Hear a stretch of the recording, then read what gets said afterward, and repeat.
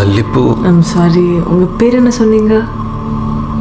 மறந்தாயே மறந்தாயே பெண்ணே என்னை ஏன் மறந்தாய்?